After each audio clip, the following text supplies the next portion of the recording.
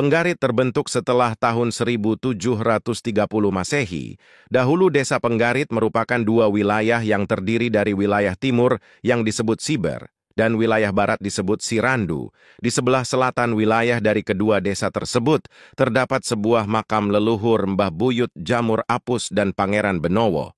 Wilayah ini disebut Candi Jamban Ndalem. Saat itu masih dikuasai oleh seorang tokoh dari desa Pegongsoran yang bernama Kiai Martoloyo. Sementara untuk wilayah Siber dan Sirandu dikuasai oleh Kiai Martojoyo, kedua tokoh tersebut setiap harinya bertengkar dan berkelahi dari pagi hari hingga sore, memperebutkan Candi Jamban Ndalem, hingga keduanya mengalami luka-luka yang cukup parah. Namun, setelah keduanya mandi di sungai Jamban Ndalem, maka keduanya akan sembuh. Begitu seterusnya, hingga Adipati Pemalang pada saat itu Kanjeng Sawergi mengetahui masalah tersebut. Kemudian beliau mengadakan sayembara untuk memperebutkan Candi Jamban Ndalem. Kanjeng Sawergi selanjutnya mengumpulkan warga dari kedua desa tersebut pada hari Jumat Kliwon dalam penanggalan bulan Jawa yaitu Wulan Aji tanggal 15 tahun Alif. Digelar sayembara adu silem, yaitu menyelam dalam sungai Candi Jamban Ndalem. Segala persiapan sayembara dipersiapkan, antara lain meminjam gamelan Lokananta dari Cirebon, yang konon pada waktu itu gamelan bisa berbunyi dengan sendirinya tanpa ada yang nabuh.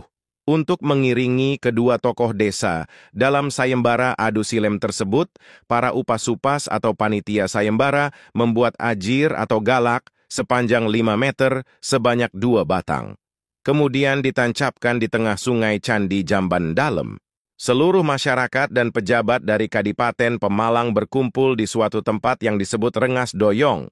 Untuk menyaksikan acara adu silem dari kedua tokoh tersebut, adu silem dimulai pada pukul 8 pagi, kemudian Kiai Martoloyo dan Kiai Martojoyo turun ke sungai Candi Jamban Ndalem menuju pada ajir atau galang, yang sudah ditancapkan pada posisi masing-masing. Pada pukul 12 siang, Kiai Martoloyo yang mewakili desa Pegongsoran muncul ke permukaan, rakyat pun bersorak.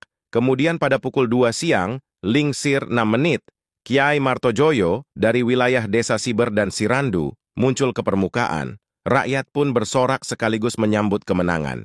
Oleh Kiai Martojoyo yang menyelam lebih lama, selanjutnya Kanjeng Sawergi dan Kanjeng Pontang Werdana Pemalang mencabut keris setapak dan keris simongklang, kemudian menorehkan atau garit di dahan atau pang pohon kesambi, sebagai pertanda bahwa wilayah Candi Jamban Ndalem masuk pada wilayah Siber dan Sirandu. Selanjutnya wilayah tersebut dinamakan Desa Panggarit, yaitu pang yang digarit. Lama-kelamaan disebut Penggarit sampai saat ini. Ada versi lain soal asal-usul penamaan Penggarit berawal dari kekisruhan di Kerajaan Banten yang mencekam. Oleh sebab itu Raja Banten mengutus patihnya yaitu Syekh Kalamuddin atau lebih dikenal di Pemalang Syekh Talabuddin untuk meminta keris setapak kepada Kadipaten Pemalang saat itu dipimpin oleh Pangeran Benowo. Kemudian Syekh Talabuddin ditemui oleh Patih Sampun Jiwonegoro bahwa keris sitapak sudah berada pada yang berhak sebab Pangeran Benowo pewaris dari Kerajaan Pajang dan soal kekisruhan di Banten. Kata Patih Sampun akan reda secepatnya. Kemudian Syekh Talabuddin pamit pulang, namun di perjalanan beliau berpikir.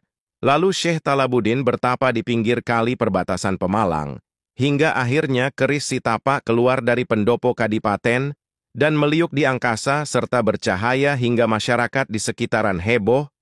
Benda tersebut menggarit sebuah pang atau dahan pohon kesambi, hingga masyarakat menyebut wilayah tersebut Panggarit, sekarang Penggarit.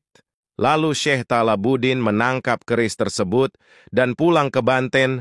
Syekh Talabuddin berputar-putar di wilayah Pemalang, dan saat di depan pendopo, beliau menganggap sudah sampai, ternyata masih di Pemalang. Saat itu sedang heboh di Pemalang karena keris sitapak hilang. Dan Syekh Talabuddin kaget, ternyata yang di depannya Pangeran Benowo, dan menyerahkan keris sitapak yang hilang tersebut. Oleh saran Patih Sampun, Pangeran Benowo menjadikan Syekh Talabuddin sebagai patih kedua yang mengurusi urusan pemerintah soal keagamaan membimbing masyarakat. Tak selang beberapa lama, utusan kerajaan Banten datang ke Pemalang menyampaikan titah raja. pada Syekh Talabuddin untuk membatalkan meminjam keris Sitapak dan diminta kembali ke kerajaan, karena Banten sudah kembali normal seperti sedia kala. Namun Syekh Talabuddin memerintahkan utusan untuk kembali. Beliau berpesan, Syekh Talabuddin akan melanjutkan tugasnya di Pemalang dengan menjaga umat Islam Pemalang. Demikianlah isi pesannya. Beliau tetap mengajar ilmu agama pada masyarakat Pemalang hingga akhir hayat beliau. Syekh Talabuddin dimakamkan di Pedurungan Pemalang. Itulah sepenggal kisah asal-usul desa Penggarit Pemalang. Bila ada kekeliruan, mohon untuk ditulis di kolom komentar. Semoga bermanfaat. Wassalam.